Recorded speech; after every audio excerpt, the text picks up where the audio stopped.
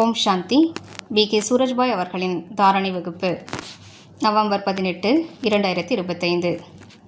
பாபா உயர்ந்த கர்மங்களை செய்வதற்கு நமக்கு கற்பிக்கின்றார்.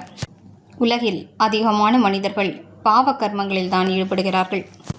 உண்மை என்னவென்றால், புத்திசாலியிலும் புத்திசாலியான மனிதருக்கு கூட பாவ கர்மங்கள் என்றால் என்ன, புண்ணிய கர்மங்கள் என்றால் என்ன என்பது சரியாக தெரிவதில்லை.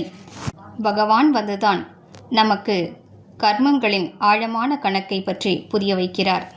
அதன் ஆழமான இரகசியத்தை புரிய வைத்து சூக்ஷ்மமான பாவ கர்மங்களை பற்றி கூட புரிய வைக்கின்றார். சில கர்மங்கள் நேரடியான பாவ கர்மங்கள், சில கர்மங்களோ நமது சூக்ஷ்மமான பாவ கணக்கில் சேர்கின்றன. உதாரணத்திற்கு, தேக ரீதியான பார்வை, தேக ரீதியான கவர்ச்சி சார்ந்த செயல்பாடுகள், மனதில் ஓடக்கூடிய தூய்மையற்ற எண்ணங்கள், இவற்றால் சக்திகள் வேகமாக குறையத் தொடங்குகின்றன. வீணானவற்றை பேசுவது, வீணானவற்றை கேட்பது, வீணான விஷயங்களில் ஆர்வத்துடன் ஈடுபடுவது, இவையும் சூக்ஷ்மமான ரூபத்தில் பாவ கர்மங்களே ஆகும். பிறருக்கு கஷ்டங்களை கொடுப்பது, பிறருடைய செல்வத்தை அபகரித்துக் கொள்வது, நேர்மை இல்லாமல் நடந்து கொள்வது, லஞ்சம், ஊழல் ஆகியவற்றில் ஈடுபடுவது, இவையும் பாவ கர்மங்களாகவே கணக்கிடப்படுகின்றன. நினைவில் வைப்போம், 2 யுகங்கள் நாம் மிகுந்த புண்ணிய ஆத்மாக்களாக இருந்தோம். 3வது யுகத்திலும் கூட அதிகத்திலும் அதிகமாக 90% நாம் புண்ணிய கர்மங்கள் தான் செய்தோம். நமது புண்ணிய கர்மங்கள் தான் இவ்வுலகில் புண்ணியத்தின் அருவியை ஓடச் செய்கிறது. தற்கால உலகிலோ பாவங்களின் அழுக்கான கால்வாய் நாலாபுறங்களிலும் துர்நாற்றம் வீசச் செய்கிறது. நமது தூய்மையான உள்ளுணர்வு, நமது தூய அதிர்வலைகள் இந்த துர்நாற்றத்தை சுத்தம் செய்கின்றன. பகவான் வந்துதான் கூறியிருக்கிறார், காமம் என்பது மிக பெரும் எதிரி.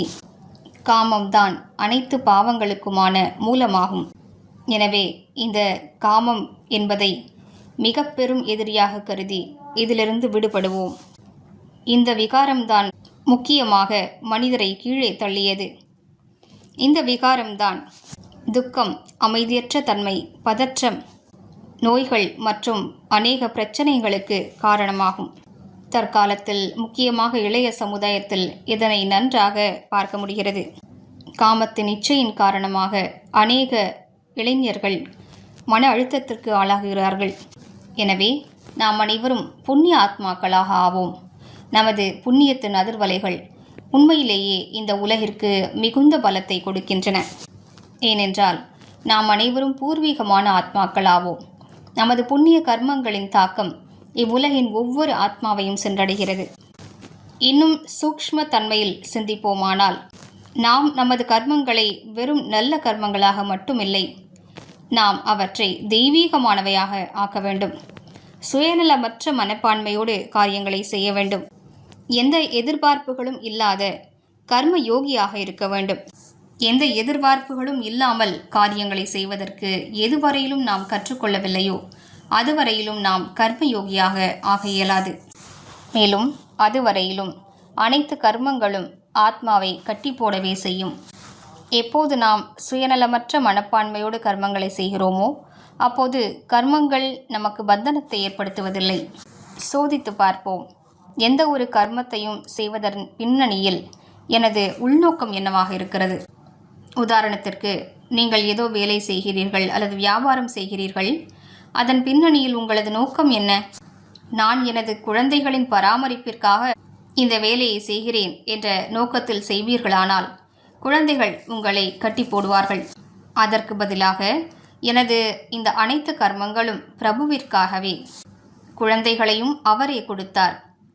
அவர் கொடுத்த செல்வத்தை வைத்துதான் இந்த குழந்தைகளை நான் கருவியாக இருந்து பராமரிக்கிறேன். இந்த குழந்தைகளுக்கும் பொறுப்பாளர் அவரே ஆவார் என்ற உணர்வில் நீங்கள் செய்தீர்களானால் எந்த ஒரு கர்மமும் உங்களை கட்டி போடாது. நாம் தெய்வீக கர்மங்களை நோக்கியும் செல்ல வேண்டும். எவ்வாறு பாபாவின் கர்மங்கள் தெய்வீகமானவையாக இருக்கின்றன, அவரை நாம் பின்பற்றுவோமானால் நமது கர்மங்களிலும் தெய்வீகத்தன்மை வந்துவிடும். எந்த கர்மங்கள் தூய்மையாக இருந்து எதிர்பார்ப்புகள் எதுவும் இன்றி செய்யப்படுகின்றனவோ அவை தெய்வீக கர்மங்களாக ஆகிவிடுகின்றன. எனவே இன்று முழு நாளும் பயிற்சி செய்வோம். நான் பரம தூய்மையான ஆத்மா ஆவேன். நான் தூய்மை சக்தியின் சூரியனாவேன். நான் புண்ணிய ஆத்மா ஆவேன். எனது புண்ணிய கர்மங்களின் பலம் முழு உலகிற்கும் கிடைத்து கொண்டிருக்கிறது. மேலே இருந்து பாபா பொழியக்கூடிய தூய ஒளிக்கிரணங்கள் என்னில் நிறைந்து கொண்டிருக்கின்றன. ஓம் சாந்தி.